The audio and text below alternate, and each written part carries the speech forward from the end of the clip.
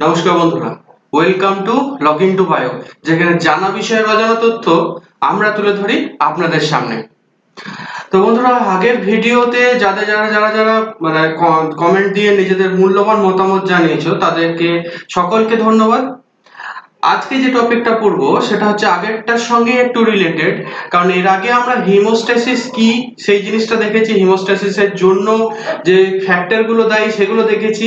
এরপরে দেখবো disorders of haemostasis, মানে হিমোস্ট্যাসিস যদি ঠিক মতো করে না হয় তাহলে কি কি হতে পারে। তো দেখো, এখানে একটা খুব সুন্দর কার্টুন দেওয়া আছে যে এখানে ব্লাড ভেসেলের মধ্যে ব্লাড ঠিক মতোই যাচ্ছিল, কিন্তু যেই লিভার মানে আমাদের মাস্টার অফ বডি যেই কোনো প্রবলেমে পড়লো, তখন প্লেটলেট গুলো নিজেদের মধ্যে নাচানাচি শুরু করলো, মানে তারা তখন নিজেদের কাজ নিজেরা করবে না, নিয়ে নাচানাচি শুরু করেছে। So ultimately leads two disorders. ঠিক আছে, তো এইটা কিভাবে হয় এবং এর ফলে কি কি রোগ হয় সেগুলো সমস্ত কিছু জানবো। তবে তার আগে আগের দিনে যে সমস্তগুলো পড়েছিলাম সেগুলো সম্বন্ধে একটু বলে দিই। দেখো, এটা ফার্স্ট যেটা দেখেছিলাম যে হিমোস্ট্যাসিস কি কি স্টেপে হয়, তিনটে স্টেপে হয়, সেগুলো সব বলেছিলাম। এছাড়া তারপরের ক্ষেত্রে যে হিমোস্ট্যাসিসের জন্য যে সমস্ত ফ্যাক্টর গুলো দায়ী, এক্সট্রিনজিক পাথওয়ে হোক বা ইন্ট্রিনজিক পাথওয়ে হোক, সেটা দেখেছিলাম, বা অ্যান্টিকোয়াগুলেন্টস যেগুলো সেইগুলো সম্বন্ধে ডিটেলস জেনেছিলাম। এটা তোমরা চ্যানেলে গিয়ে ওই ভিডিওগুলো দেখতে পারো, বা উপরের আই বাটনে ক্লিক করেও এর লিংক পেয়ে যাবে। তো ঠিক আছে, তাহলে আজকে শুরু করি আজকের টপিক, যে ডিসঅর্ডারস অফ হিমোস্ট্যাসিস। দেখো, প্রথমেই আসছে যে একে কি কি ভাবে ক্লাসিফাই করতে পারবো, মানে কি কি ভাবে ডিসঅর্ডার গুলো হতে পারে। প্রথম যেটা হতে পারে সেটা হচ্ছে রক্তবাহ সম্পর্কিত সমস্যা, মানে রক্ত তো রক্তবাহের মধ্যে প্রবাহিত হচ্ছেই, তাহলে সেই রক্তবাহের যদি কোনো রকম কোনো সমস্যা হয়, ধরো রক্তবাহ কোনো কারণে ছিঁড়ে গেল, বা রক্তবাহের যে বাইরের যে লেয়ার আছে সেটা কোনো কারণে আলগা হয়ে গেল, তো এই যে জিনিসগুলো এইগুলোর ক্ষেত্রে হচ্ছে সব রক্তবাহ সম্পর্কিত সমস্যার মধ্যে পড়বে, এগুলো আমরা সব জানবো। এরপর আসছে অনুচক্রিকা সম্পর্কিত সমস্যা। দেখো, অনুচক্রিকা কিন্তু এই হিমোস্ট্যাসিসে মুখ্য ভূমিকা গ্রহণ করে। তাহলে এই অনুচক্রিকার যদি কোনো রকম সমস্যা হয়, ঠিক করে যদি অ্যাডহেশন না হয়, ঠিক করে যদি রিলিজ না করে, যে যে যে জিনিসগুলো রিলিজ করার সেগুলো যদি ঠিক করে রিলিজ করতে না পারে, তাহলে সমস্যা হতে পারে। আর কি, কোয়াগুলেশন ফ্যাক্টর। দেখো, কোয়াগুলেশন ফ্যাক্টর পড়া আমরা এক্সট্রিনজিক আর ইন্ট্রিনজিক পাথওয়েতে কোয়াগুলেশন ফ্যাক্টর সম্বন্ধে জেনেছি। তাহলে এই ফ্যাক্টর গুলো যদি কোনো কারণে কোনোটা না থাকে, তাহলে সেইগুলো সেই সেই পাথওয়েটা সমস্যায় পড়বে, বা সেই পাথওয়েটা ঠিকঠাক ভাবে হবে না। এটা হতে পারে। আর হতে পারে ফাইব্রিনোলাইসিস। দেখো, ফাইব্রিনোলাইসিস আমরা পড়েছিলাম যে ক্লট তৈরি হওয়ার পরে যে ক্লটটাকে যে বের করে দেওয়া যাতে আবার নরমালসি ফিরে আসে, সেই জন্য ফাইব্রিনোলাইসিস দায়ী। এছাড়া দেহে অযথা যাতে ক্লট না তৈরি হয় সেই জন্য ফাইব্রিনোলাইসিস কাজ করে। তাহলে ফাইব্রিনোলাইসিসে কোনো সমস্যা হলে কিন্তু ক্লটিং জনিত সমস্যা হতে পারে। একটা নতুন জিনিস যেটা এখানে দেখতে পাচ্ছ সেটা হচ্ছে ডিসেমিনেটেড ইন্ট্রাভাস্কুলার কোয়াগুলেশন বা ডিআইসি। এই জিনিসটা কি, এটা অ্যাকচুয়ালি একটু বলে দিই, এটা হচ্ছে ক্লটিংও হবে আবার হেমোরেজও হবে। কেমন একটা লাগছে না, যে ক্লটিংও হবে হেমোরেজও হবে, এটা কি করে সম্ভব? সবই বলবো, আস্তে আস্তে দেখতে যাও। বেশ, তাহলে শুরুতে আসি রক্তবাহ সম্পর্কিত সমস্যা। এখানে কি আছে দেখো, প্রথমে এই রক্তবাহ সম্পর্কিত সমস্যাকে আমরা দু ক্যাটাগরিতে ভাগ করতে পারি। একটা হচ্ছে হেরিডিটারি অর্থাৎ বংশগত, একটা হচ্ছে অর্জিত বা অ্যাকোয়ার্ড। এবারে হেরিডিটারি যেগুলো মানে বংশগত যেগুলো, সেগুলোর মধ্যে কি কি ডিজিজ আমরা পড়বো। ফার্স্টে হচ্ছে হেরিডিটারি হেমোরেজ টেলেনজিওট্যাক্সিয়া, ঠিক আছে, যাকে ওসলার ওয়েবার রেনডিউ ডিজিজও বলে, এটা আমরা পড়বো। এছাড়া কানেকটিভ টিস্যু ম্যাট্রিক্সে কোনো সমস্যা সংক্রামিত তিনটে ডিজিজ এখানে নাম লেখা আছে, দেখো। একটা হচ্ছে মারফান সিনড্রোম, এথলার্স ড্যানলস সিনড্রোম, আর একটা হচ্ছে সিউডোজ্যানথোমাস ইলাস্টিকা। তো এই তিনটে জিনিসের মধ্যে আমরা পড়বো এখানে এথলার্স ড্যানলস সিনড্রোম। অর্জিতর মধ্যে কি কি ডিজিজ আছে দেখো, পাঁচটা ডিজিজ এখানে লেখা আছে। ফার্স্টে হচ্ছে হেনক শনলাইন purpura, haemolytic uraemic syndrome, সেনাইল purpura, scurvy আর সিম্পল ইজি ব্রুশিং। তার মধ্যে আমরা এখানে পড়বো হেনক শনলাইন পারপুরা, সেনাইল পারপুরিয়া আর স্কারভি। প্রত্যেকটা ইন্ডিভিজুয়ালি আমাদের খুব ডিটেলস এইভাবে বলা সম্ভব নয়, কারণ তাহলে ভিডিও অনেক বড় হয়ে যাবে। সুতরাং আমি কিছু কিছু ডিজিজের ধারণা দিয়ে দেবো, যাতে মোটামুটি সেই সম্পর্কিত যে ডিজিজগুলো সেগুলো সহজে বোঝা যাবে। তাহলে শুরু করি হেরিডিটারি হেমোরেজিক টেলাঞ্জিওট্যাক্সিয়া। ঠিক আছে, দেখো হেরিডিটারি মানে আমরা বুঝতে পারছি যে বংশ পরম্পরায় জিনিসটা আসছে, হেমোরেজিক মানে বুঝতে পারছি রক্তক্ষরণ হবে। কিন্তু টেলাঞ্জিওট্যাক্সিয়া কি বাবা, এইটা তো জানি না। তাহলে টেলাঞ্জিওট্যাক্সিয়া কি সেটা দেখবো। দেখো টেলাঞ্জিওট্যাক্সিয়া বলতে বোঝাচ্ছে যে স্মল ডাইলেটেড ব্লাড ভেসেল, যে ব্লাড ভেসেল গুলোকে নরমালি স্কিন বা মিউকাস মেমব্রেনের ভিতর দিয়ে দেখা যায় না, সেইগুলোই যখন ডাইলেটেড হয়ে যাবে তখন সেগুলোকে আমরা দেখতে পাবো। তো সেই টেলাঞ্জিওট্যাক্সিয়া দেখতে কেমন হয়, শুধু তো মুখে বললে হবে না, কেমন দেখা যাবে তাহলে দেখতে হবে। দেখো এই যে এইগুলোকে বলে টেলাঞ্জিওট্যাক্সিস। দেখো এখানে ব্লাড ভেসেল গুলো কিছুটা ফুলে ফুলে গেছে, সেই জন্য কি হয়েছে নরমালি দেখা যাচ্ছে জিনিসগুলোকে। ঠিক আছে, এইগুলোকেই বলে টেলাঞ্জিওট্যাক্সিস। ঠিক আছে, বেশ। এরপর আসছে যে এগুলো দেখা কোথায় যাবে। এগুলো দেখা যাবে হচ্ছে ঠোঁট, জিভ, নাক, ফুসফুস, মস্তিষ্ক। এই দেখো এই সমস্ত জায়গায় কিন্তু মিউকাস মেমব্রেন আছে। তো এই মিউকাস মেমব্রেনের এই ঠিক নিচে যে ব্লাড ভেসেল গুলো আছে সেইগুলো এইরকম হলেই তখন সেগুলোকে দেখা যাবে। তো দেখো এখানে একটা ছবি দেওয়া আছে যে ঠোঁটে কিরকম ভাবে টেলাঞ্জিওট্যাক্সিস দেখা যায়। এছাড়াও আর কোথায় দেখা যায় বললাম, জিভে দেখা যাবে। ঠিক আছে, তারপরে দেখো গালে দেখা যাচ্ছে। সো এইগুলো হচ্ছে ডিফারেন্ট টাইপস অফ টেলাঞ্জিওট্যাক্সিস, যেটা ইউনিক টু এই ডিজিজে দেখা যাবে। বেশ, আর কি হয় এখানে একটা গুরুত্বপূর্ণ জিনিস দেখো লেখা আছে যে এখানে এভিএম অর্থাৎ অ্যাট্রিওভেনাস ম্যালফরমেশন হয়। অ্যাট্রিওভেনাস ম্যালফরমেশন কি জিনিস? দেখো আমরা এইটুকু জিনিস তো জানি যে আর্টারি আর ভেনের মধ্যে ক্যাপিলারি তৈরি হয়। কি জন্য তৈরি হয় না, এই ক্যাপিলারি থেকে অক্সিজেন এবং নিউট্রিয়েন্টস সেগুলো সারাউন্ডিং সেলে যায় এবং সারাউন্ডিং সেল থেকে ডিঅক্সিজেনেটেড যে যে ম্যাটার গুলো সেইগুলো আবার এখানে ফিরে আসে, তারপর ব্লাড দিয়ে হার্টে যায়। ঠিক আছে, এটা জানি তো। এরপরে যদি ক্যাপিলারি জায়গায় এইরকম এই মোটা সোটা এভিএম তৈরি হয়ে যায় না, তাহলে কি হবে ঠিকঠাক ভাবে O2 এক্সচেঞ্জ হবে না সেলের সঙ্গে। তাহলে ওই জায়গাটায় সেলটা ঠিক করে O2 পেলো না, না পেলে কি হবে সেলটা মারা যাবে। তো সেটাই হয় এখানে। তাহলে এভিএম কি জানা গেল তো। বেশ, এর ফলে তাহলে এই যে এই জিনিসগুলো হচ্ছে, এই যে কোথাও সেলগুলো ডাইলেট ব্লাড ভেসেল গুলো ডাইলেট হয়ে বড় হচ্ছে, বা কোথাও কোনো ফুলে যাচ্ছে, বা কোথাও এভিএম তৈরি হচ্ছে, এগুলো আলটিমেটলি হবে কি, এগুলো কি হবে যে অল্প ধাক্কাতেই বা সাধারণভাবে যখন টেনে যখন জিনিসটা বড় হয়ে থাকবে তখন তো অল্প ধাক্কাতেই জিনিসটা ছিঁড়ে যাবে। ছিঁড়ে গেলে কি হবে রক্তক্ষরণ হবে। তাই লেখা আছে দেখো এখানে নাক থেকে রক্তক্ষরণ হয়, এপিট্যাক্সিস। এপিট্যাক্সিস মানে নাক থেকে রক্তক্ষরণকে এপিট্যাক্সিস বলে।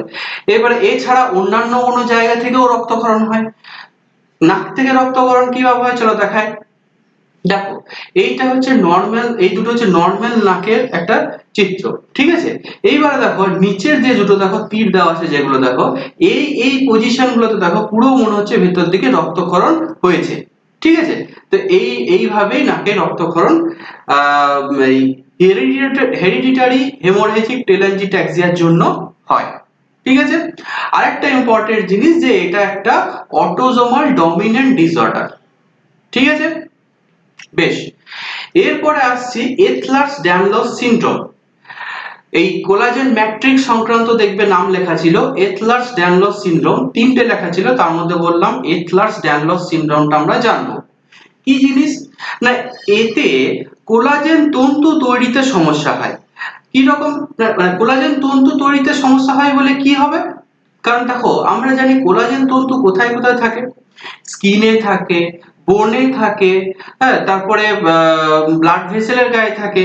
সুতরাং এই সব জায়গাগুলো আবার মাসেলেও থাকে। সুতরাং এই জায়গাগুলোতে যদি কোলাজেন তন্তু তৈরিতে সমস্যা হয় তাহলে কি হবে, অল্প আঘাতে কোলাজেন তন্তুটা ছিঁড়ে যাবে, বা ওই যে ব্লাড ভেসেল যার গায়ে কোলাজেন তন্তু ছিল সাব এন্ডোথেলিয়াল লেয়ারে, সেখানে যদি ঠিকঠাক করে কোলাজেন তন্তু না থাকে তাহলে কি হবে, অল্প আঘাত পেলেই ব্লাড ভেসেলটাই ছিঁড়ে যাবে। ঠিক তো? তাহলে সেই জন্যই রক্তক্ষরণ হবে। তাই লেখা আছে দেখো যে এতে কোলাজেন তন্তু তৈরিতে সমস্যা হওয়ায় রক্তবাহ ভঙ্গুর হয়ে পড়ে, ফলে অল্প আঘাতেই প্রচুর রক্তক্ষরণ হয়। তা দেখতে কেমন হবে চলো দেখি। দেখো এখানে অল্প মতো আঘাত লেগেছে কিন্তু এত বড় একটা ক্ষত হয়ে গেছে। কেন না এই সারাউন্ডিং যে জায়গাটাতে কোলাজেন তন্তু ঠিক করে ছিল না, তাই এরকম হয়ে গেছে। ঠিক আছে, তাহলে এবারে দেখো যে আমি যে শুধু বললাম যে রক্তক্ষরণ তাই তো নয়, আমি বললাম যে কোলাজেন তন্তু অনেক জায়গায় থাকে, বোনে থাকে, মাসেলে থাকে, স্কিনে থাকে। তাহলে কোলাজেন তন্তু যদি তৈরিতে সমস্যা হয় তাহলে কিন্তু সেই জায়গাগুলো ফ্লেক্সিবল হয়ে যাবে খুব। ঠিক আছে, তাহলে ফ্লেক্সিবল হয়ে গেলে কি রকম হবে, এই যে নখের এই যে আঙ্গুলের এই যে পোরশনটা, আঙ্গুলের এই পোরশনটা, এগুলো নরমালি আমরা বাঁকাতে কিন্তু পারি না, চেষ্টা করে দেখবে বাঁকাতে কিন্তু পারি না। আর যখনই এই সমস্যাটা হবে, কোলাজেন ঠিকঠাক ভাবে থাকবে না, তখন কিন্তু এই জায়গাগুলো ফ্লেক্সিবল হয়ে যাবে। ফ্লেক্সিবল হয়ে গেলে কি হবে, তাদের এরকম করে বেঁকে যাবে। ঠিক আছে, বা মাখাতে পারবে। আর কি দেখো এই যে জিনিসটা দেখাচ্ছে, এখানে দেখে হয়তো হাসি পাবে কিন্তু এইরকমই জিনিস হয়। কেন বললাম না, কারণ হচ্ছে এই যে চামড়াটা এটা কিন্তু প্রচুর ফ্লেক্সিবল হয়ে গেছে, তাই টেনে একবারে সে পর্দার মতন হাওয়া দেওয়া যাচ্ছে। এরপর হচ্ছে দেখো হেনক শনলাইন পারপুরা, বা যেটার নাম আরেকটা নাম হচ্ছে অ্যানাফাইল্যাক্টয়েড ডিজিজ, না এটা একটা অ্যাকোয়ার্ড ডিজিজ। দেখো আমি লিস্টে যখন দেখেছিলাম এটা হচ্ছে অ্যাকোয়ার্ড ডিজিজ। আগের দুটো যেটা বললাম সেগুলো হচ্ছে হেরিডিটারি ডিজিজ, আর এটা হচ্ছে অ্যাকোয়ার্ড ডিজিজ। ঠিক আছে, তাহলে এতে হয় কি, দেখো প্রথমে দেখো এটা একটা টাইপ 3 হাইপার সেনসিটিভিটি রিঅ্যাকশন। কেন বললাম, কারণ এতে কি হয় দেখো ভালো করে শোনো। আর্টেরিওল, ভেনিউল বা ক্যাপিলারি এর গায়ে যে আইজিএ চলে আসে ফার্স্টে। ঠিক আছে, এবার টাইপ 3 হাইপার সেনসিটিভিটি রিঅ্যাকশনে আমরা জানি যে ইমিউন কমপ্লেক্স ফর্ম হয়। ইমিউন কমপ্লেক্সটার পরে তারপরে কি হবে, কমপ্লিমেন্ট প্রোটিনকে ডাকবে। তাই মানে ইমিউন কমপ্লেক্সটা কোথাও একটা গিয়ে বসবে, সেই আর্টেরিওল, ভেনিউল, ক্যাপিলারিতে গিয়ে বসে পড়লো। এবারে কমপ্লিমেন্ট প্রোটিন মানে ইমিউন সিস্টেম অ্যাক্টিভেট হবে। সিস্টেম অ্যাক্টিভেট হলে কি হবে, কমপ্লিমেন্ট প্রোটিন 3 যেটা সেটা আসবে। কমপ্লিমেন্ট প্রোটিন কি করবে, সেই জায়গাটাতে নিউট্রোফিলকে ডাকবে। এবার নিউট্রোফিল ডাকলে কি হবে, নিউট্রোফিল সেখানে কিছু লাইসোজাইম সিক্রেটেন বা সিক্রেশন করবে, ফলে সেই জায়গায় সেলটা কিন্তু মারা যাবে। ঠিক আছে, তা এই জিনিসটা হয় ঠিক এইখানে, সেই জন্য রক্তবাহে প্রদাহ হয়, অর্থাৎ সিস্টেমিক ভাস্কুলাইটিস বা রক্তবাহে প্রদাহ হয়। আর এইরকম জিনিস হলে কি হবে না, পারপিউরিক র্যাশ যেটা সেটা দেখা যাবে। দেখো পারপিউরা শব্দটা এখানে দেখতে পাচ্ছ, পারপিউরা মানে কি, পারপিউরা মানে হচ্ছে যে এই যে দেখো এই জায়গাগুলো দেখো, যে দেহের ভিতরে চামড়ার ঠিক নিচে এই জায়গায় রক্তক্ষরণ হয়ে গেছে এবং ডেফিনিট বর্ডার দ্বারা দেখো জিনিসটা ঘেরা আছে, এই জিনিসগুলোকে বলে পারপিউরা।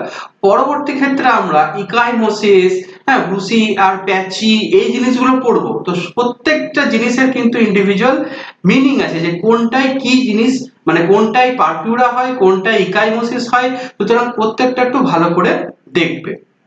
বেশ, এরপর আসছে সিনাইল পারপিউরিয়া। এই পারপিউরা এখানে কি হচ্ছে দেখো, বয়স বাড়লে কি হয়, চামড়াগুলো কিন্তু চামড়ার মধ্যে যে কোলাজেনটা আছে সেটা আস্তে আস্তে ক্ষয়িষ্ণু হতে থাকে। ফলে কি হবে না, এখানে ওই রক্তবাহটা মানে চামড়াটা যদি ক্ষয়িষ্ণু হতে থাকে, তাহলে রক্তবাহ তার নিচে যে রক্তবাহটা থাকবে সেটা কিন্তু ভঙ্গুর হয়ে পড়বে। অল্প আঘাতেই ছিঁড়ে যাবে, তো তাহলে ভঙ্গুর হয়ে পড়বে। তাহলে কি হবে, অল্প আঘাতেই চারিদিকে রক্তটা ছড়িয়ে পড়ে। তাহলে কি হবে, ওইখানে গোলাপি রঙের ইকাইমোসিস তৈরি হবে। দেখো এখানে আমি বললাম না, এখানে ইকাইমোসিস তৈরি হয়। ইকাইমোসিস কি জিনিস, দেখো এখানে কিন্তু জায়গাটা অনেক বড় জায়গা জুড়ে জিনিসটা ছড়িয়ে পড়েছে রক্তটা। ঠিক আছে, তো এইটাকে বলে ইকাইমোসিস উইদাউট এনি বর্ডার, এখানে কিন্তু কোন রকম ডেফিনিট বর্ডার নেই। ঠিক আছে, বেশ, এই তো গেল সিনাইল পারপিউরিয়া। এরপর আসছে স্কারভি। এই দেখো এই জিনিসটা বলার সঙ্গে সঙ্গে, স্কারভি বলার সঙ্গে সঙ্গে তোমাদের মনে চলে আসবে লেবুর কথা, কারণ তোমরা ছোট থেকেই পড়ছো যে ভিটামিন সি এর অভাবে স্কারভি হয়, আর বইয়ে একটা ছবি তো দেওয়াই থাকে যে দাঁত থেকে রক্ত পড়ে, দাঁতের মাড়ি থেকে, এবং তার সঙ্গে সঙ্গে লেবু খাও। তো স্কারভি জিনিসটা কি, লেবুতেই বা কি থাকে, বা এই ভিটামিন সি বা কি জিনিস করে, সেই সব কিছু এখানে দেখবো। দেখো প্রথমে আসছে লেবুতে যেহেতু ভিটামিন সি থাকে, তাহলে এই লেবু যদি মানে ভিটামিন সি এর যদি অভাব ঘটে বা অ্যাসকর্বিক অ্যাসিড যার নাম, সেই অভাব ঘটলে এই রোগ হয়।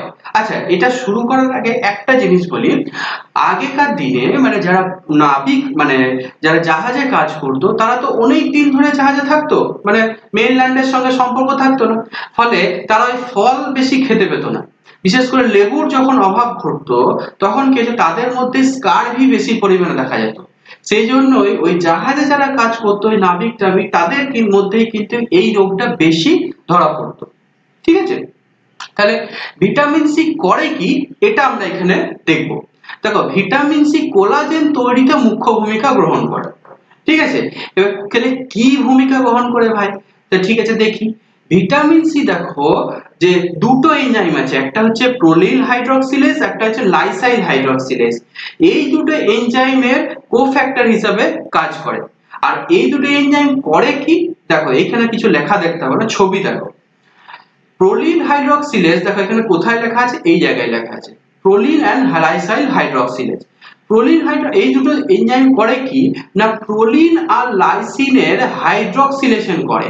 হাইড্রক্সিলেশন মানে কি, সিম্পলি OH গ্রুপকে জোড়াবে। ঠিক আছে, তাহলে জুড়িয়ে দিল, জোড়াবে। এই জোড়ানোতে কে হেল্প করে না, অ্যাসকর্বিক অ্যাসিড হেল্প করে।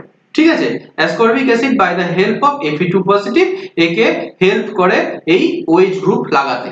ঠিক আছে, এই দেখো এখানে ছবি দেখো, এটা হচ্ছে প্রোলিন, এখানে প্রোলিনে যেই হাইড্রক্সিল গ্রুপ জুড়ে গেল সেই হয়ে গেল প্রোলিন হাইড্রক্সিলেজ মানে হাইড্রক্সি প্রোলিন। এবং এই দেখো লাইসিন, এখানে যেই হাইড্রক্সিল গ্রুপ জুড়ে গেল সেটা হয়ে গেল হাইড্রক্সি লাইসিন।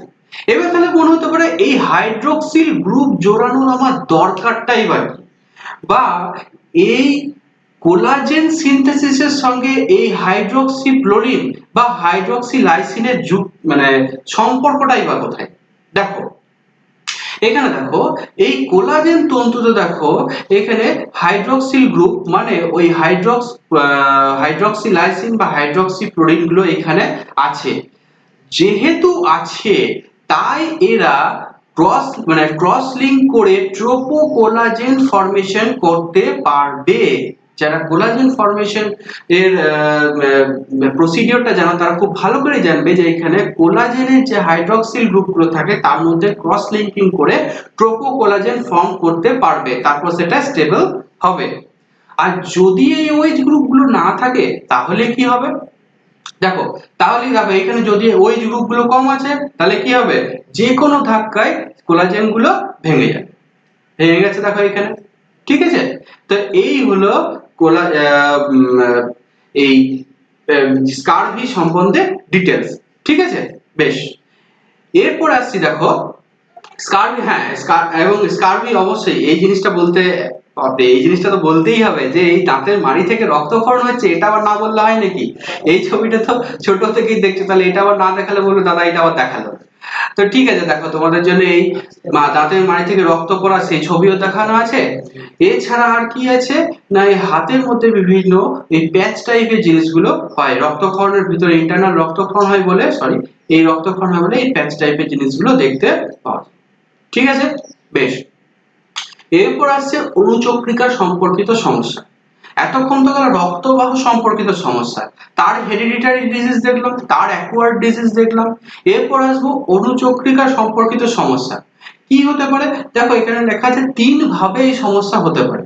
কি কি, এক হচ্ছে যদি অণুচক্রিকার সংখ্যা কমে যায়, তাহলে যেখানে ঠিক করে কাজ করার কথা সেই জায়গায় সংখ্যা কমে গেলে কাজ করতে পারবে না।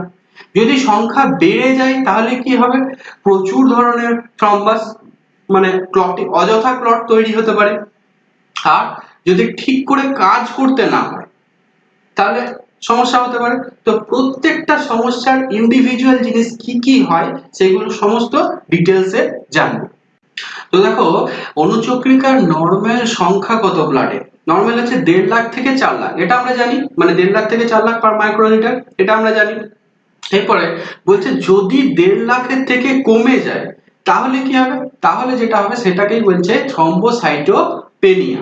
ঠিক আছে, এবারে দেখো এখানে ছবিতে দেখতে পাচ্ছ যে এখানে অণুচক্রিকা রয়েছে, কিন্তু এখানে দেখো অনেক কম, সেজন্য লেখা আছে টু ফিউ প্লেটলেটস। ঠিক আছে, বেশ, এটা হচ্ছে থ্রম্বোসাইটোপেনিয়া। বেশ, এবার এই থ্রম্বোসাইটোপেনিয়া কেন হয়, মানে কেন অনুচক্রিকার সংখ্যা কমতে যাবে সেটা দেখবো। দেখো চারটি কারণে, সরি এটা 4 হবে, চারটি কারণে এই অনুচক্রিকা কমতে পারে। কি কি কারণ? না, প্রথম হচ্ছে অনুচক্রিকা যদি ঠিকমতো তৈরি না হয়। তৈরি কি কেন? দেখো অনুচক্রিকা তৈরি কোথা থেকে হয় আমরা জানি, বোন ম্যারো থেকে তৈরি হয়। এবারে বোন ম্যারো যদি কোনো কারণে ফেলিওর হয় তাহলে অনুচক্রিকা ঠিক করে তৈরি হবে না, তাহলে সংখ্যা কমে যাবে। আর কি হতে পারে? Selective suppression of platelet production. কিছু ড্রাগস যদি এমন নেওয়া হয় যেগুলো ওই প্লেটলেট প্রোডাকশনকে সাপ্রেস করে, যেমন হচ্ছে কুইনিন, কুইনিডিন, ডিক্লোফিনাক, এইগুলো যদি নেওয়া হয় তাহলে কিন্তু অনুচক্রিকা ঠিকঠাক তৈরি হবে না। ঠিক আছে, এরপর যদি তৈরি হচ্ছে ঠিকই কিন্তু দ্রুত ধ্বংস হয়ে যাচ্ছে, তাহলে কি না, সেটা হচ্ছে ইমিউনোলজিক থ্রম্বোসাইটোপেনিয়া বা আইটিপি। এটা আমরা পরে পড়বো এই জিনিসটা। ঠিক আছে, আর কি হতে পারে?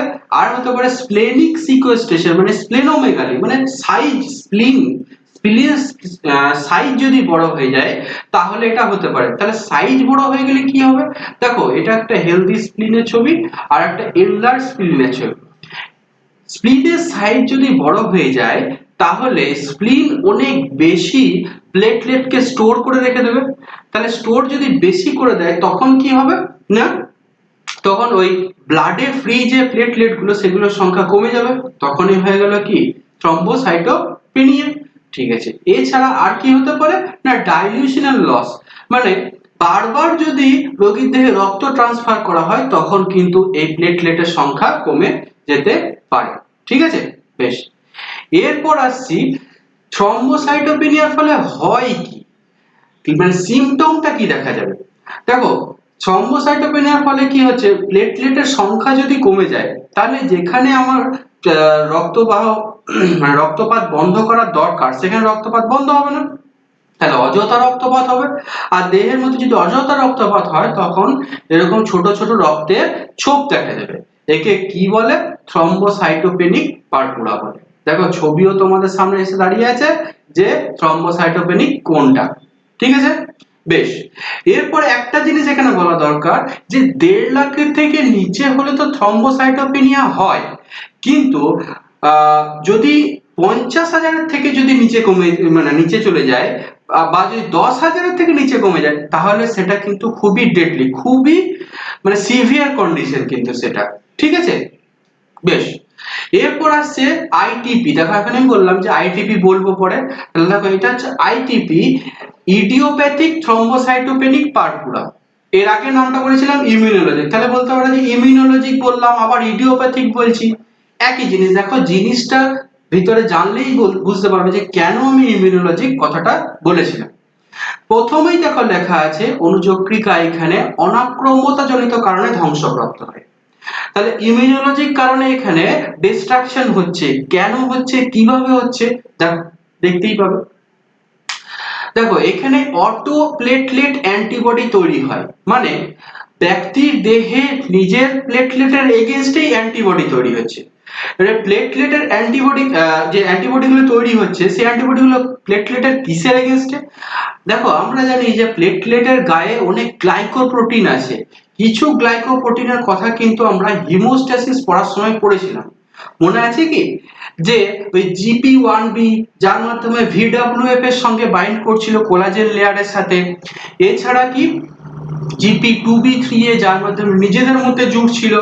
তো এই জিপি2বি3 আর জিপি1বি9X কমপ্লেক্সের কে এগেইনস্টে anti platelet and auto antibody তৈরি হয়। তাহলে এদেরকে টার্গেট করবে, এদেরকে অ্যান্টিজেন হিসেবে ট্রিট করে এদেরকে টার্গেট করবে।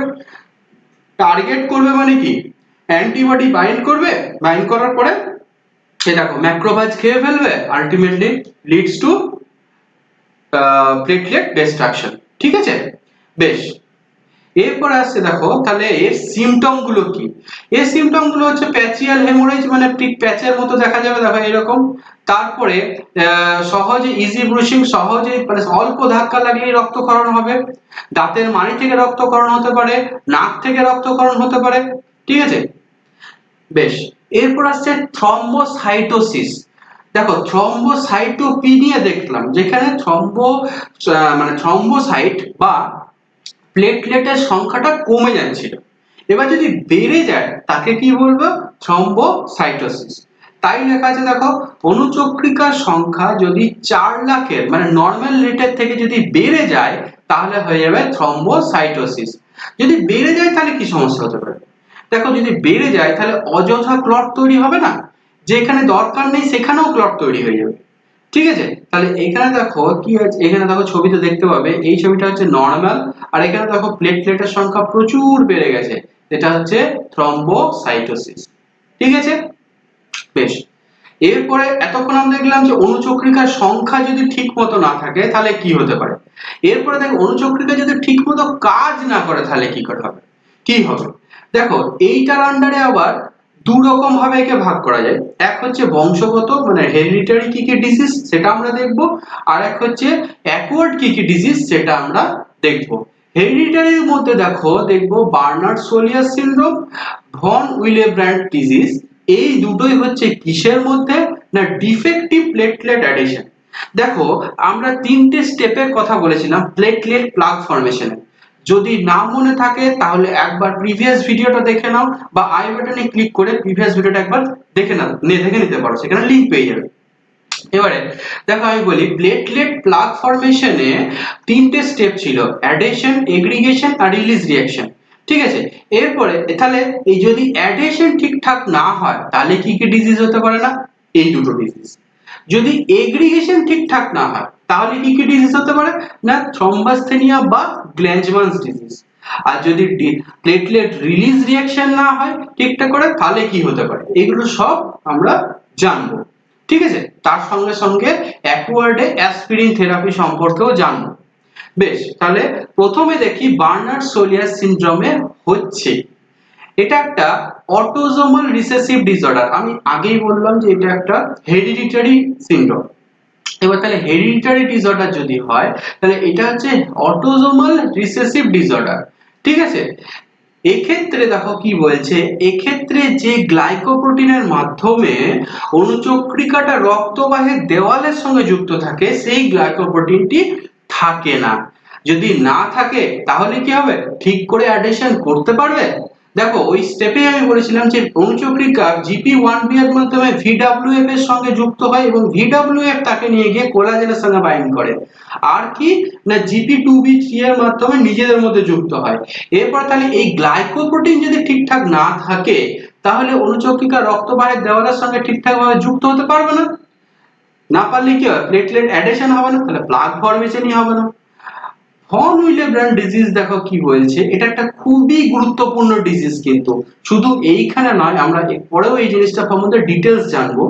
একটু বলে দিই যে এখানে প্লেটলেট অ্যাডিশনও ঠিকঠাক ভাবে হয় না, তার সঙ্গে সঙ্গে ফ্যাক্টর 8 এর লার্জ কম্পোনেন্টও ঠিকঠাক থাকে না। তাহলে এটা সম্বন্ধে কিন্তু ডিটেইলস আমরা পরে দেখব, শুধু এটুকু জাস্ট জিনিসটা বলে দিলাম যে এখানে ডিফেক্টিভ প্লেটলেট অ্যাডিশন হয়, ঠিক আছে। বেশ, এরপর আসছে প্লেটলেট এগ্রিগেশন, মানে কাছাকাছি যে আসছিল প্লেটলেট গুলোকে যে ডাকছিল, ডেকে যে নিজেদের মধ্যে বসছিল, সেগুলো ঠিকঠাক যদি না হয় তাহলে কি হবে। তো দেখো এখানে অনুচক্রিকা যে দুটো গ্লাইকোপ্রোটিনের জন্য এডিপি আর কোলাজেনের সঙ্গে যুক্ত হতো, সেই দুটো না থাকলে যুক্ত হতে পারবে না, হতে না পারলে তখন কি হয়ে যাবে, থ্রম্বাসথেনিয়া বা গ্ল্যাঞ্জম্যানস ডিজিজ, ঠিক আছে। বেশ, এরপর আসছে প্লেটলেট রিলিজ রিঅ্যাকশন যদি কোনো রকম সমস্যা হয়। দেখো প্লেটলেট কি কি জিনিস রিলিজ করতো, তিনটে অ্যাক্টিভেটেড প্লেটলেট তিনটে জিনিস রিলিজ করতো, একটা হচ্ছে এডিপি, থ্রম্বোক্সিন A2, আর একটা হচ্ছে এডিপি প্রোস্টাসাইক্লিন, সরি আমি ভুলে যাচ্ছিলাম, প্রোস্টাসাইক্লিন। এরপরে তাহলে এই জিনিসগুলো যদি ঠিকঠাক ভাবে রিলিজ না হয় তাহলে কি হবে না, যে ওই অন্যান্য অনুচক্রিকাকে ডাকা বা অনুচক্রিকাগুলো পাশাপাশি জোড়া এই কোনো কিছুই কিন্তু ঠিকভাবে হবে না। তাহলে এরপর আসছে দেখো অ্যাসপিরিন থেরাপি, যেটা অর্জিতর আন্ডার। এতক্ষণ আমরা যেগুলো করলাম সেগুলো সবই হেরিডিটারি করলাম। এরপর পড়বো অ্যাকোয়ার্ডের আন্ডারে অ্যাসপিরিন থেরাপি এর খারাপ দিক সম্পর্কে। দেখো অ্যাসপিরিন থেরাপি কেন ইউজ করা হয় না, ওই ইসকেমিয়া টাইপের রোগ যাদের হয় তাদেরকে অ্যাসপিরিন ইউজ করতে বলা হয়। এবার এক্সেস অ্যাসপিরিন যখন ইউজ হয় তখন কি হয়, যে জায়গায় দেখো এখানে লেখা আছে অনেকদিন ধরে অ্যাসপিরিন ব্যবহার করলে সহজেই ক্ষত হবে, মানে যেখানে আমরা দরকার সেখানে কিন্তু ক্লটিং হবে না। তাহলে এই জিনিসটা জানতে গেলে, মানে এর খারাপ দিক সম্পর্কে জানতে গেলে অ্যাসপিরিন অ্যাকচুয়ালি করে কি সেটা জানতে হবে। সেটাই এখানে লেখা আছে, দেখো অ্যাসপিরিন করে কি, সাইক্লোঅক্সিজেনেস এনজাইমকে বাধা দেয়। আর সাইক্লোঅক্সিজেনেস এনজাইম করে কি, প্রোস্টাগ্ল্যান্ডিন তৈরিতে হেল্প করে। দেখো কিভাবে করে, দেখো সাইক্লোঅক্সিজেনেস এনজাইম কক্স 1 কক্স 2 দুটো, এখানে কক্স 1 দেওয়া আছে। দেখো এই যে কোনো জায়গায় যখন কোনো আঘাত লাগবে সেখান থেকে অ্যারাকিডোনিক অ্যাসিড রিলিজ হবে। সেই অ্যারাকিডোনিক অ্যাসিডকে এই কক্স 1 মানে তোমার এই সাইক্লোঅক্সিজেনেস এনজাইম নিয়ে কি করবে, দেখো এই অ্যাক্টিভ সাইটে গিয়ে ঢুকেছে, নিয়ে কি করবে, এখান থেকে প্রোস্টাগ্ল্যান্ডিন তৈরি করবে। এরপর এখান থেকে আরো থ্রম্বোক্সিন A2 প্রোস্টাসাইক্লিন এগুলো তৈরি হবে, যারা কি করে প্লেটলেট অ্যাক্টিভেশনে সাহায্য করে। এরপর অ্যাসপিরিন তাহলে করে কি, অ্যাসপিরিন দেখো অ্যাক্টিভ সাইটে গিয়ে, কার অ্যাক্টিভ সাইট না এই সাইক্লোঅক্সিজেনেস এনজাইমের অ্যাক্টিভ সাইটে গিয়ে বেঁধে দিয়েছে। বেঁধে গেছে যখনই, তখন সেখানে গিয়ে কিন্তু অ্যারাকিডোনিক অ্যাসিড বাঁধতে পারছে না, ফলে কি হবে, প্রোস্টাগ্ল্যান্ডিন তৈরি হবে হবে না। বেশ, এরপর তোমরা ভাবছো যে শুধু ছবিই দেখাচ্ছে, তাহলে ভিডিও কোথায়, তো চলো ভিডিও দেখি। দেখো এখানে কক্স 1 আর কক্স 2 এইগুলো দুটো এনজাইম, তার দুটি অ্যাক্টিভ সাইট আছে, ঠিক আছে। এবার এই অ্যাক্টিভ সাইটে এসে দেখো অ্যারাকিডোনিক অ্যাসিড পুরোপুরি বাইন্ড করে যাচ্ছে, বাইন্ড করে কি করবে, সেখান থেকে প্রোস্টাগ্ল্যান্ডিন তৈরি করবে। কিন্তু এই অ্যাসপিরিন কি করে, দেখো অ্যাসপিরিন এই এর অ্যাক্টিভ সাইটে গিয়ে বাইন্ড করে যাবে, বাইন্ড করার পরে কিছুটা ডোমেন কিন্তু বেরিয়ে যাবে, বেরিয়ে গেলে কি হবে, ওই জায়গায় কিন্তু আর অ্যারাকিডোনিক অ্যাসিড বাইন্ড করতে পারবে না, মানে permanent deactivation of COX 1 and COX 2, ঠিক আছে। তাহলে এই জিনিসটাই এই অ্যাসপিরিন, তাহলে অ্যাসপিরিন যখন আমরা বারবার ইউজ করব তখন কি হবে, এই কক্স 1 আর কক্স 2 অনেক ডিঅ্যাক্টিভেশন হবে। তখন কি হবে, যখন আমার দরকার হবে যেখানে তৈরি করার, মানে ক্লটিং করার, সেখানে কিন্তু হবে না, ঠিক আছে। বেশ, এরপর আমরা আসছি কোয়াগুলেশন ফ্যাক্টর সম্পর্কিত সমস্যা। অনুচক্রিকা সম্পর্কিত সমস্ত সমস্যাগুলো দেখলাম, এরপর আসছে কোয়াগুলেশন ফ্যাক্টর সম্পর্কিত সমস্যা। দেখো কোয়াগুলেশন ফ্যাক্টর সম্পর্কে আমরা 12 রকমের কোয়াগুলেশন ফ্যাক্টর কিন্তু পড়েছিলাম এর আগের ভিডিওতে, ঠিক আছে। তাহলে সেই কোয়াগুলেশন ফ্যাক্টর গুলো যদি কোনোটা না থাকে বা কোনোটা কম তৈরি হয় বা কোনোটা ঠিকঠাক করে কাজ করছে না, তাহলে কি কি রোগ হতে পারে সেগুলো সব এখানে দেখবো। তো আগের গুলোর মতোই এখানেও বংশগত আর অর্জিত ডিজিজ দেখবো। বংশগতর মধ্যে দেখো সব থেকে ইম্পর্টেন্ট হচ্ছে হিমোফিলিয়া আর ভন উইলেব্রেন্ড ডিজিজ। আমি বললাম যে ভন উইলেব্রেন্ড ডিজিজ আমরা পরে আবার পড়বো, তাহলে এখানে আমরা ভন উইলেব্রেন্ড ডিজিজ পড়বো। এছাড়া অর্জিততে কি কি পড়বো, ভিটামিন কে ডেফিসিয়েন্সি আর লিভার ডিজিজ, ঠিক আছে। তাহলে চলো শুরু করা যাক। হিমোফিলিয়া, দেখো haemophilia is one of the most important disease, এই রক্তক্ষরণ সম্পর্কিত সমস্যা, ঠিক আছে। তাহলে এখানে হয় কি, এবং এখানে বলছে যে যেখানে আমার রক্ত তঞ্চন হওয়ার কথা সেখানে রক্ত তঞ্চন হচ্ছে না, তাহলে হচ্ছে না, সেই তাকেই বলছে হিমোফিলিয়া। এবার হিমোফিলিয়া প্রকারের, 3 প্রকারের, হিমোফিলিয়া এ, হিমোফিলিয়া বি আর হিমোফিলিয়া সি। তাহলে এই 3 প্রকার প্রথম কথা হলো কেন, কেন হচ্ছে না রক্ত তঞ্চন, নিশ্চয়ই কিছু সমস্যা আছে, সেই সমস্ত কিছু চলো দেখব। ফার্স্টে আসছে হিমোফিলিয়া এ। হিমোফিলিয়া এর জন্য মানে কেন হয় না, দেখো কারণ হচ্ছে ফ্যাক্টর 8, দেখো ভালো করে মনে করে দেখো, ফ্যাক্টর 8 হচ্ছে ইন্ট্রিনসিক পাথওয়েতে একটা ইম্পর্টেন্ট ফ্যাক্টর, যে কিনা ওই ফ্যাক্টর 10 কে অ্যাক্টিভেটেড ফ্যাক্টর 10 তৈরি করতে সাহায্য করছিল। তো সেই ফ্যাক্টর 8 বা অ্যান্টি হিমোফিলিক ফ্যাক্টর এখানে তৈরি ঠিক করে হয় না। কেন হয় না? না এর জন্য যে দায়ী যে জিনটা যেটা থাকে এক্স ক্রোমোজোমের F8 যে জিনটা, সেটার মিউটেশন ঘটে যায়, সেই জন্য এই ফ্যাক্টর 8 টা ঠিক করে তৈরি হয় না। আর ঠিক করে তৈরি না হলে কি হবে? ইন্ট্রিনসিক পাথওয়েতে সমস্যা হবে, সমস্যা হলে তখন রক্ত সঞ্চালন ঠিক করে হবে না। একে ক্লাসিক হিমোফিলিয়াও বলে। কেন? আর 85% হিমোফিলিয়া এই প্রকারভুক্ত। দেখো এখানে বলছে যে হিমোফিলিয়া যে নরমালি যে হিমোফিলিয়া গুলো দেখতে পাওয়া যায় তার মধ্যে সবথেকে বেশি দেখতে পাওয়া যায় হিমোফিলিয়া এ, ঠিক আছে। এরপর আসবো হিমোফিলিয়া বি। হিমোফিলিয়া বি দেখো, হিমোফিলিয়া বি হচ্ছে ফ্যাক্টর 9 এর অভাবে ঘটে। ফ্যাক্টর 9 ও কিন্তু ওই ইন্ট্রিনসিক ফ্যাক্টর পাথওয়েতেই গুরুত্বপূর্ণ ভূমিকা গ্রহণ করে এবং সেম ওই তোমার অ্যাক্টিভেটেড ফ্যাক্টর 10 কে অ্যাক্টিভেট করতেই সাহায্য করে, ঠিক আছে। তাহলে এবার ফ্যাক্টর 9 এর জন্য জিনটা কোথায় থাকে?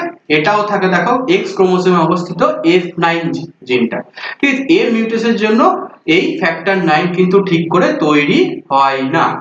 এবার না হলে হিমোফিলিয়া বি রোগ হবে। এবারে দেখো দুটো জিনিস দেখা আছে, একটা হচ্ছে হিমোফিলিয়া বি কে ক্রিসমাস ডিজিজ বলে। এবার কেন বলে? না এটি যখন ফার্স্ট আবিষ্কার হয়েছিল যে ব্যক্তির রক্ত থেকে, সেই ব্যক্তিটির নাম ছিল স্টিফেন ক্রিসমাস, সেই জন্য এই ডিজিজের নাম হচ্ছে ক্রিসমাস ডিজিজ, ঠিক আছে। আর রয়্যাল হিমোফিলিয়া কেন বলে বাবা? রাজকীয় হিমোফিলিয়া বলার কি দরকার আছে? না ব্রিটেনের যে কুইন ভিক্টোরিয়া, সেই কুইন ভিক্টোরিয়া ছিল এই হিমোফিলিয়া বি এর ক্যারিয়ার, সেই জন্য তার যে মেয়ে এবং এক ছেলের মধ্যে এর জিনিসটা ট্রান্সফার হয়। ট্রান্সফার হলে কি হয়, ছেলের মধ্যে যেহেতু দেখো এটা পরবর্তী ক্ষেত্রে আমরা পড়বো, গল্পটা একটু বলে দিই যে এটা হচ্ছে একটা এক্স লিঙ্ক রিসেসিভ ডিসঅর্ডার, যেটা মেয়েদের মধ্যে ক্যারিয়ার অবস্থায় থাকতে পারে কিন্তু ছেলেদের মধ্যে হচ্ছে ডমিনেন্ট হয়, সুতরাং ছেলেদের মধ্যে বেশি দেখা যায়, ছেলেদের মধ্যে বেশি দেখা যায়। এবারে ছেলেদের মধ্যে দেখা যায় বলেই কুইন ভিক্টোরিয়া ছেলের মধ্যে এটা প্রকাশ পেয়েছিল, কিন্তু মেয়েদের মধ্যে পরবর্তী ক্ষেত্রে মেয়েরা যখন বিয়ে করে তারপরে যখন প্রজন্ম এলো তখন তাদের মধ্যে এই রয়্যাল হিমোফিলিয়া অনেক বেশি পরিমাণে দেখা গিয়েছিল, সেই জন্য মানে এই হিমোফিলিয়া দেখা গিয়েছিল, সেই জন্য একে নাম দেওয়া হয়েছে রয়্যাল হিমোফিলিয়া। আর এই যে বললাম যে হিমোফিলিয়া এ সব থেকে বেশি পরিমাণে দেখা যায়, হিমোফিলিয়া বি হচ্ছে 14% আর হিমোফিলিয়া সি যেটা সেটা কিন্তু 1%, ঠিক আছে। তাহলে খুবই রেয়ার হচ্ছে হিমোফিলিয়া সি। এবার দেখো হিমোফিলিয়া সি তাহলে হয় কি জন্য? এটা হচ্ছে ফ্যাক্টর 11 এর অভাবে ঘটে। আর ফ্যাক্টর 11 আমরা জানি কোথায় থাকে, না ক্রোমোজোম 4 এ থাকা F1 জিনের F11 জিনের দ্বারা এনকোডেড হয়। তাহলে দেখো আমি বলছি ক্রোমোজোম 4, এখানে কিন্তু এক্স ক্রোমোজোমের কথা বলিনি, তাহলে এটা কি এক্স লিঙ্ক ডিসঅর্ডার হবে? না, এটা হচ্ছে অটোজোমাল ডিজিজ, একমাত্র হিমোফিলিয়া সি হচ্ছে অটোজোমাল ডিজিজ, ঠিক আছে। এবার যেহেতু হিমোফিলিয়ার বেশিরভাগ পার্সেন্টেজ আমরা এক্স লিঙ্ক অর্থাৎ এ আর বি দেখলাম, সেই জন্য আমরা এখানে আচ্ছা তার আগে একটা লক্ষণটা দেখে নি যে হিমোফিলিয়ার লক্ষণগুলো কি কি। না এখানে রক্তপাত বন্ধ হয় না সেটা তো বললামই, আর জয়েন্টে প্রচুর ব্যথা হয়। দেখো রক্তপাত বন্ধ হয় না, রক্তটা পুরো জমে হেমাটোমার মতো হয়ে যায়, ফলে জয়েন্টে ব্যথা হয়, আর মাথায় আঘাত লাগলে প্রচুর ফুলেও যায়, ফলে সহজে সেটা কমতে চায় না। তিনটেরই ছবি দেখা এখানে পরপর দেওয়া আছে, ঠিক আছে। বেশ, এরপর যেটা বলছিলাম যে বংশগত সঞ্চালন আমরা দেখব, আমরা মেইনলি হিমোফিলিয়া এ আর হিমোফিলিয়া বি এর নিয়ে কথা বলছি কারণ এগুলোই সবথেকে বেশি পরিমাণে দেখা যায়। তাহলে প্রথমে আসছে এক্স লিঙ্কড মানে হিমোফিলিয়া যেটা সেটা হচ্ছে এক্স লিঙ্কড রিসেসিভ ডিজিজ। তাহলে এক্স লিঙ্কড রিসেসিভ ডিজিজ মানে কি, যখন দুটো জিনই রিসেসিভ কন্ডিশনে মানে ডিফেক্টিভ জিনগুলো থাকবে দুটো হোমোলোগাস দুটো এক্স ক্রোমোজোমে, তখনই শুধুমাত্র এই জিনিসটি প্রকাশ পাবে। যেহেতু মেয়েদের ক্ষেত্রে দুটো এক্স থাকে, সুতরাং একটা এক্স থাকলে, দেখো আমি যে কথাগুলো বলছি সেগুলো তো মুখে শুনতে ভালো লাগছে না, না তাহলে ছবি দেখায়। দেখো এই স্মল এইচ যদি হিমোফিলিয়ার জন্য দায়ী জিন হয়, আর এই ক্যাপিটাল এইচ কে যদি আমি বলি নর্মাল রক্ততঞ্চনের জন্য দায়ী বা ওই ফ্যাক্টর তৈরির জন্য দায়ী যদি জিন হয়, তাহলে যে জায়গায় দেখো দুটো এক্স, এটা মহিলাদের ক্ষেত্রে দেখছি, দেখো মহিলাদের ক্ষেত্রে যেহেতু দুটোই এক্স থাকে, তাহলে দুটো এক্স এর যদি জিনটা যদি ঠিক থাকে তাহলে ভাই ঠিক স্বাভাবিক। যদি একটা ঠিক একটা খারাপ থাকে তাহলেও স্বাভাবিক। কেন না এই এক্সটা কিন্তু এর উপর তখন ডমিনেন্ট। বেশ, এবার যদি দুটোই ডিফেক্টিভ থাকে তবে গিয়ে একমাত্র আক্রান্ত হবে, ঠিক আছে। সেই জন্য দেখো এই যে কন্ডিশনটা এটাকে বলে ক্যারিয়ার কন্ডিশন। কেন না তাতে কিন্তু একটা এক্স ক্রোমোজোম ডিফেক্টিভ আছে, যেটা পরবর্তী ক্ষেত্রে কিন্তু ছেলে হলে সমস্যা হতে পারে। দেখছি চলো। আর পুরুষদের ক্ষেত্রে দেখে নি, দেখো পুরুষদের ক্ষেত্রে কিন্তু যেহেতু একটাই এক্স ক্রোমোজোম, সেজন্য সেটা যদি ঠিক থাকে তো ভাই ঠিক, আর যদি ডিফেক্টিভ হয় তাহলে গেল হেমোফিলিয়া আক্রান্ত, ঠিক আছে। বেশ, এরপর দেখো এই বংশানুসরণ গুলো মানে ইনহেরিটেন্স গুলো দেখি। যদি ফাদার যদি ঠিক থাকে মানে দেখো এখানে আমি ক্যাপিটাল এইচ দিয়ে দিয়েছি এক্স এর মাথায়, তাহলে এটা ঠিক, সেজন্য কোনো রং টং নেই, ঠিক আছে। আর যদি মাদার যদি কেরিয়ার হয়, দেখো ভালো করে দেখো এই জায়গাটা, একটা হচ্ছে ক্যাপিটাল এইচ আছে, একটা স্মল এইচ আছে, মানে এইটা কিন্তু ডিফেক্টিভ আছে। এবার আমি বললাম একটু আগে যে ডিফেক্টিভ যদি থাকে এর হয়তো কোনো সমস্যা হবে না, কিন্তু পরবর্তী ক্ষেত্রে সমস্যা হবে। দেখো কি সমস্যা।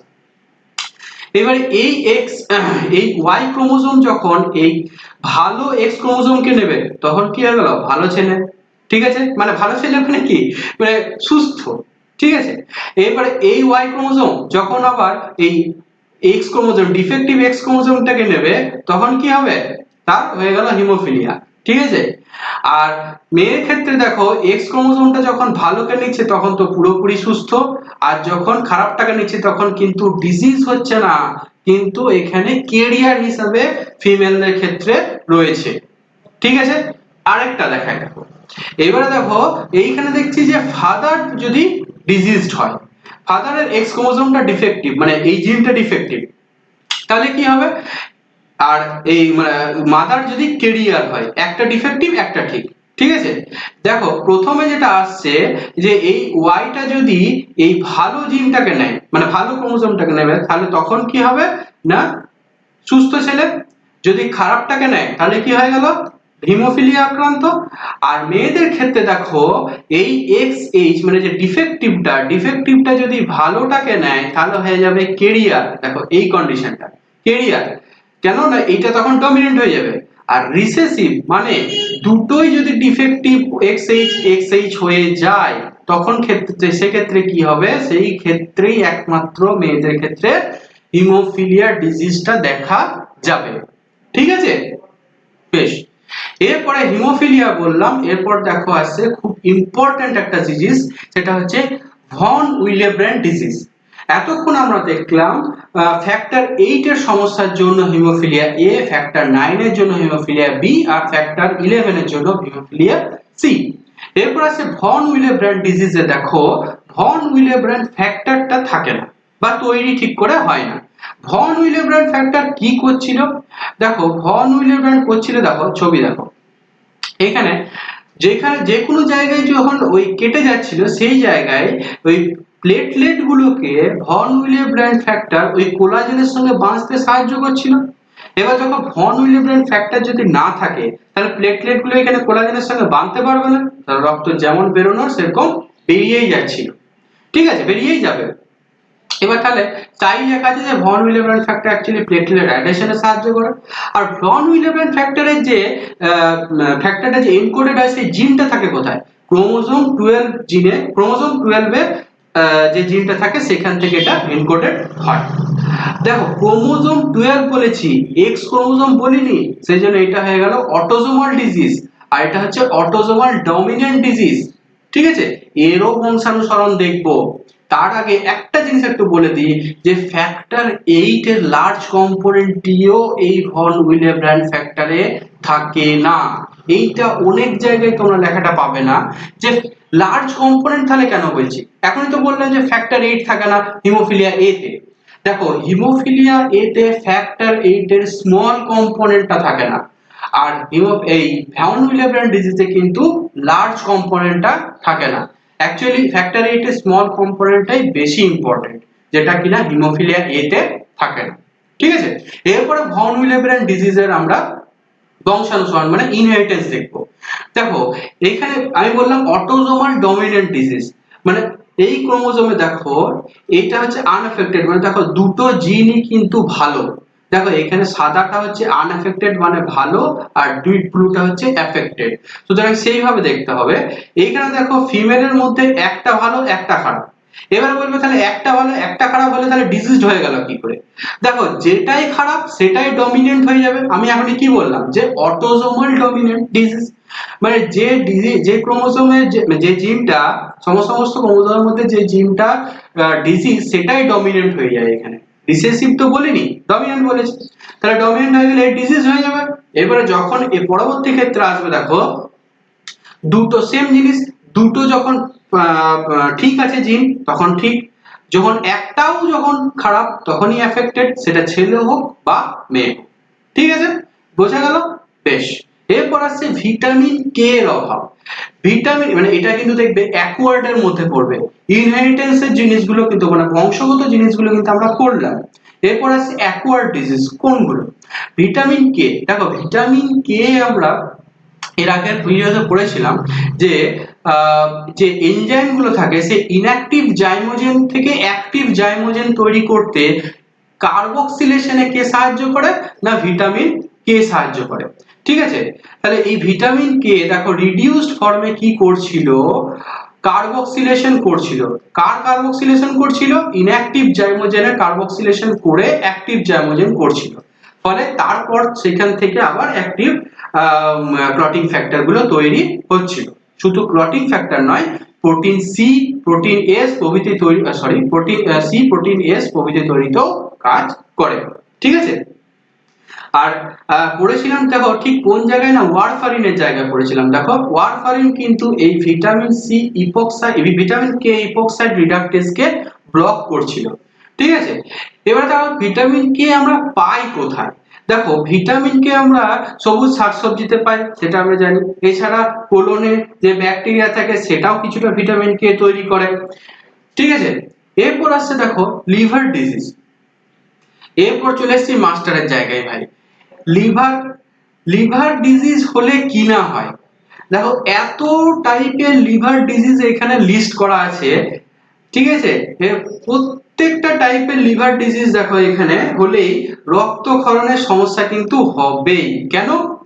কেনটা জানতে গেলে এই ডিজিজ গুলো সম্বন্ধে ডিটেলস দেখো প্রত্যেকটা, সত্যি কথা বলতে প্রত্যেকটা জিনিসের ডিটেলস জানা মানে বলা এখানে সম্ভব নয়, সেই জন্যই লিভার ডিজিজ হলে কি হয় সেই জিনিসটা আমরা দেখে নিচ্ছি। লিভার দেখো অ্যান্টিকোয়াগুলেন্টস প্লাস প্রোকোয়াগুলেন্টস দুটোই তৈরি করে, তঞ্চনেও হেল্প করে, আবার তঞ্চন ওই যে ক্লটটাকে রিমুভ করতেও সাহায্য করে। কি রকম না, একদিকে তো coagulation factor 99% of the coagulation factor তৈরিতে সাহায্য করে, প্লেটলেট তৈরিতেও সাহায্য করে টিপিওর মাধ্যমে, দেখবো আমরা সেটা। আর অ্যান্টিকোয়াগুলেন্টস তৈরিতেও সাহায্য করে, যেগুলো হচ্ছে প্রোটিন সি, প্রোটিন এস আর অ্যান্টিথ্রম্বিন তৈরিতেও সাহায্য করে। ঠিক আছে, এবার যদি লিভারে যদি ব্যান্ডেজ পড়ে যায় বা সে যদি স্ট্রেচার নিয়ে হাঁটে তাহলে কি হতে পারে? এইগুলোতে সমস্যা হবে। দেখো কি রকম সমস্যা হয়, দেখো প্লেটলেট তৈরিতে কাজ করে বললাম, কিভাবে কাজ করে? থ্রম্বোপয়েটিন রিলিজ করে, যেটা ওই প্লেটলেট তৈরিকে প্রমোট করে ব্লাড ইয়েতে প্লেটলেট তৈরিতে সাহায্য করে। এরপরে আর কি হয়? ক্লটিং ফ্যাক্টর তৈরিতে সাহায্য করে। এবার করতো বলেই ব্লিডিংটা রক্ষা পেত, যদি কমে যায় তাহলে কি হবে? ব্লিডিং হবে।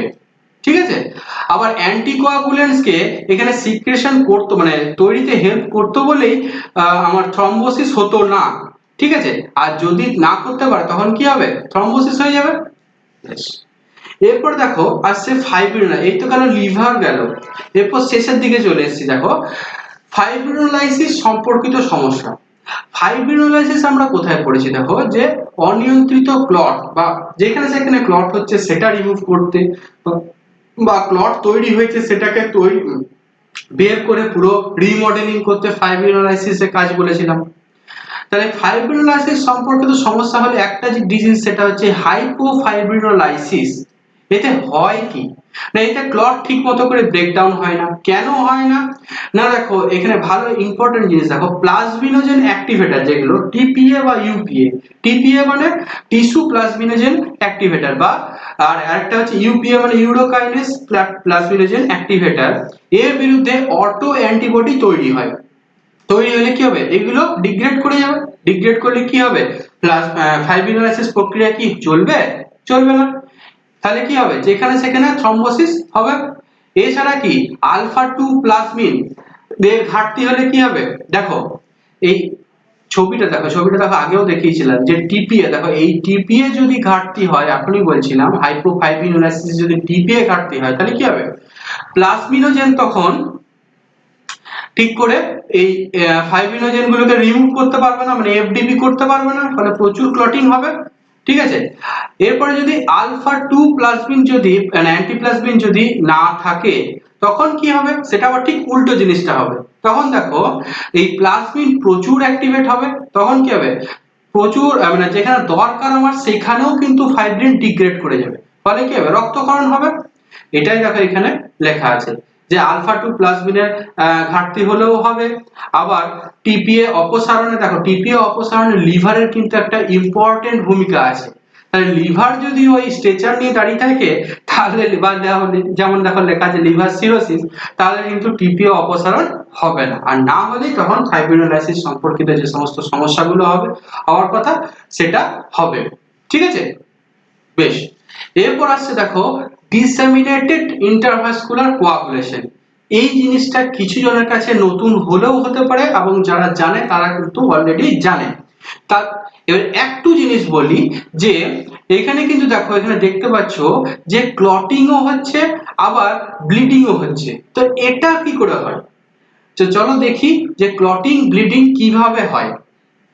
তাহলে প্রথমে দেখো যে জিনিসটা লেখা আছে যে এর অপর নাম কি, এর অপর নাম অনেক বইয়ে এই নাম থাকে কনজাম্পশন কোয়াগুলোপ্যাথি, ঠিক আছে, বা ডিফাইব্রিলেশন সিনড্রোম। এটি একটি থ্রম্বো হেমোরেজিক ডিসঅর্ডার। দেখো এই কথাটা দেখো, থ্রম্বো হেমোরেজিক, থ্রম্বো মানে থ্রম্বাস ফর্ম হবে, হেমোরেজিক মানে রক্তক্ষরণ হবে। তাহলে দুটোই এখানে হয়, আমি বারবার সেই কথাটা শুরু থেকেই বলছি। কিভাবে হয় কি না হয় সে সমস্ত কিছুই দেখবো। তার আগে দেখে নিতে হবে কারণগুলো কি। দেখো ম্যাসিভ টিস্যু ইনজুরি মানে খুব ক্ষত হলে হবে, ক্ষতটা কি কারণে হতে পারে, কোনো কারণে যদি প্লাসেন্টা ছিঁড়ে যায় সেটা হতে পারে, অ্যামনিওটিক ফ্লুইডে যদি এম্বোলিজম হয় সেটা হতে পারে, ডেড ফিটাস যদি রয়ে যায় সেটা হতে পারে, সার্জারির সময় কোনো প্রবলেম হলে সেটা হতে পারে। এছাড়া কোন রকম ইনফেকশন যেমন সেপ্টিসেমিয়া হলে হতে পারে, ম্যালেরিয়া হলে হতে পারে, ঠিক আছে, এই জিনিসগুলো হলে হতে পারে। এছাড়া আর কি হতে পারে, অ্যাওর্টিক অ্যানিউরিজম হতে পারে। দেখো অ্যানিউরিজমের কথা আমি বলেছিলাম যে অ্যাবনরমাল বালজিং যেটা, সেটা যদি কোনো রকম ফেটে যায় তাহলে কিন্তু এটা হতে পারে। ঠিক আছে, আর কি হতে পারে, স্নেক বাইট। দেখো স্নেক বাইট আর শক, এই দুটো জিনিস দেখো, এই দুটো জিনিসই কিন্তু এটা হতে পারে। তাহলে হয় কিভাবে সেটা দেখি, মানে প্যাথোজেনেসিসটা দেখি। চারটে স্টেপ আছে দেখো, চারটে স্টেপের ফার্স্ট হচ্ছে অ্যাক্টিভেশন অফ কোয়াগুলেশন। মানে প্রথমে এই যে জিনিসগুলো কারণগুলো দেখলাম, এই কারণগুলো যখনই আমার কাছে এসে হাজির হবে তখন কি হবে, টিস্যু ফ্যাক্টর নিঃসৃত হবে। টিস্যু ফ্যাক্টর মানে কি, এক্সট্রিনজিক পাথওয়ে অফ কোয়াগুলেশন। কেন, বাইরের টিস্যুর ক্ষতিগ্রস্ত হয়েছে তো, ভেতরে তো কিছু হয়নি।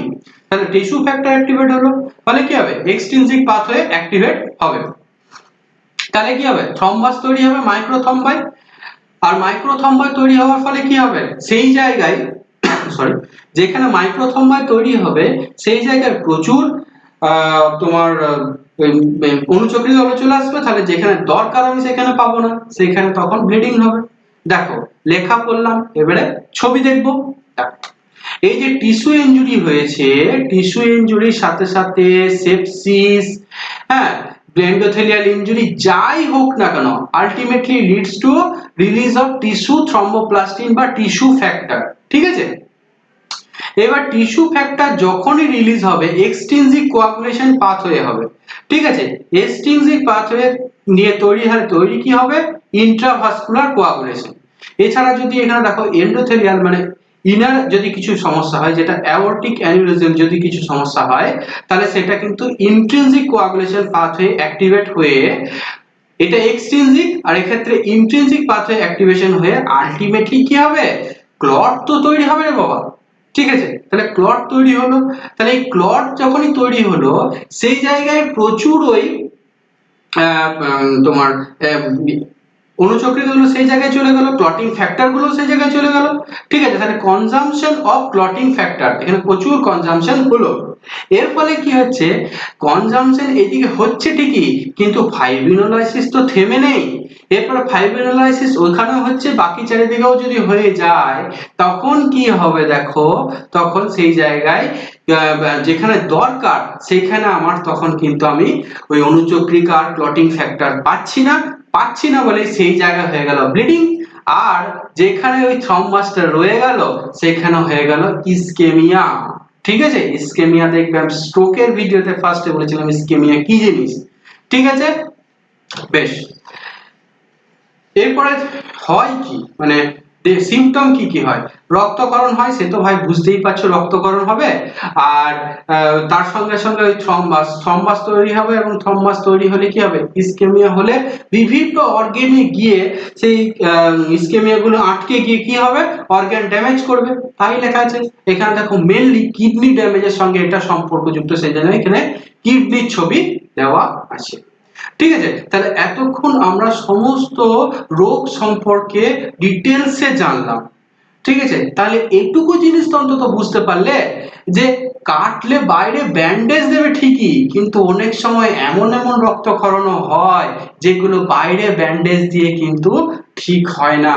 সেই জন্যই বলা আছে যে শুধু বাইরের ক্ষতে ব্যান্ডেজ দিলে হবে না, অন্তরের ক্ষতকেও খুঁজতে হবে, কোথায় ব্যান্ডেজ লাগিয়ে বসে ব্যান্ডেজ দরকার সেটাও খুঁজে বার করতে হবে। ঠিক আছে, বেশ, সেই ভিডিওটা যদি ভালো লেগে থাকে তবে সেটাও কমেন্টে জানাবে, যদি খারাপ লেগে থাকে, কোনো সমস্যা থাকে, বুঝতে অসুবিধা হয়, সেটাও অবশ্যই কমেন্টে জানাবে। ঠিক আছে, তাহলে আজকের মতো এখানেই থাক।